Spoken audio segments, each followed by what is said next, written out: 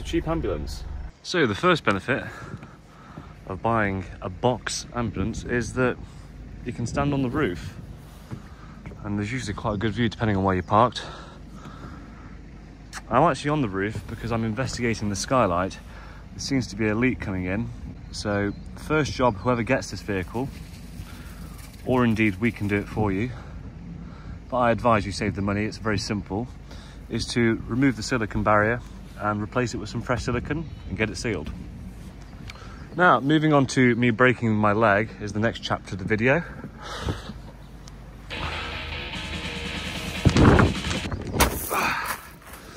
Almost. So,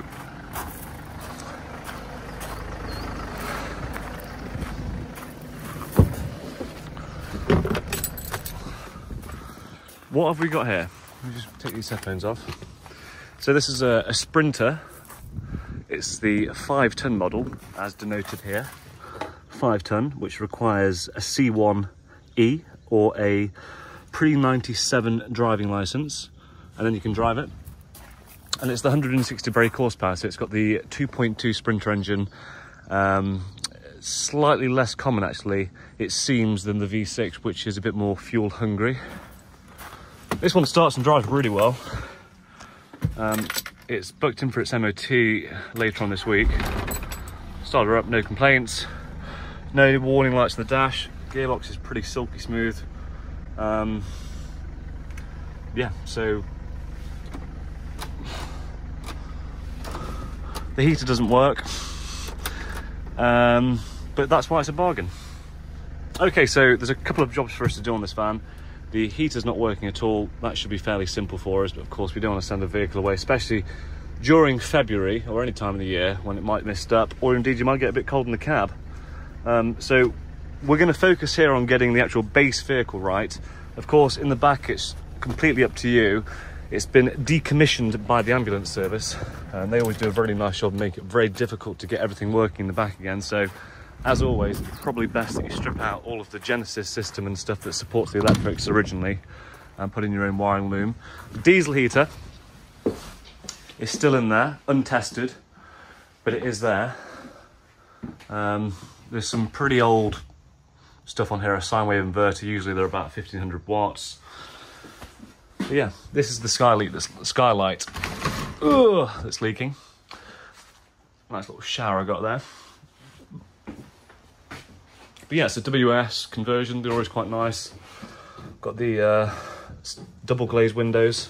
Technically speaking, they are double glazed. There's no gas in between them, but there's two glazes there. But yeah, what have you got? An insulated box ambulance. Everything wants stripping out the back, and you've got a pretty good base. The lift on the back.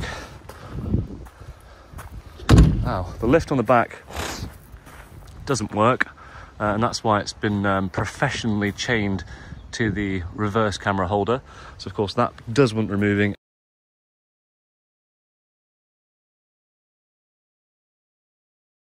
And then you can have barn doors on the back, because of course on some ambulances this acts as a door, but on this one it doesn't. It does have a door behind. So down here, this is where all the electrics is, well, majority of them. So you've got a couple of lead acid batteries. These support the heater and the stuff in the back. This one here would have supported the lift. But really, all this stuff wants taking out and it wants replacing with new batteries, a new system, but it's a great place to store everything for your future conversion. A couple of trims and stuff missing. I really don't have any here, but I'm sure you could find some. But yeah, that one there, and that one there. So if you have a blowout on the side of the road, although there's no spare wheel with these vans anyway, you're going to struggle because it's missing all the equipment, because indeed behind there it's missing the jack as well. Right. Tyres are pretty good on this.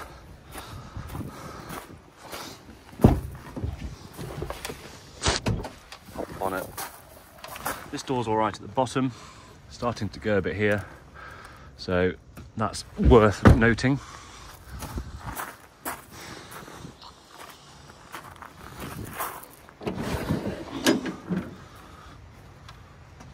Engine's looking nice and dry. As you can see down there, there's a new starter motor. That's something that we've actually put on the vehicle. But yeah, it's looking pretty good.